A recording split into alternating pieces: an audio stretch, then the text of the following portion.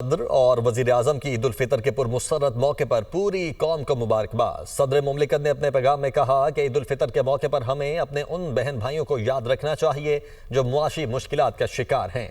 असल खुशी दूसरों के साथ अपनी खुशियां बांटने में है। वजीर आजम शहबाज शरीफ ने अपने पैगाम में कहा, यह दिन हमें खुशी, शुक्रगुजारी, अखुवत और हमदर्दी का दर्स देता है। आज पाकिस्तान को अंदरूनी और बैरूनी दुश्मनों से खतरात लाहक हैं। हमें हर किस्म की इंतहा पसंदी, नफरत और फिरकावारियत से बचना होगा। मुल्क की सालमियत और इस्तेहकाम के लिए हमें मुत्तहिद होना होगा। मुत्तहिद होकर वतन अजीज के खिलाफ साजिशों को नाकाम बनाना है। मुल्क को तरक्की और खुशहाली की राह पर गामजन करना है। हुकूमत मुल्क की मईशत के इस्तेहकाम के लिए भरपूर कोशिशें कर रही है। स्पीकर कौमी असम्बली सरदार याद सादी की भी मुबारकबाद। कहा, ईद उल फितर का दिन खुशियां बांटने, मोहब्बत और ईसार के जज्बे को तकवीत देने और शुक्रगुजारी का दर्स देता है।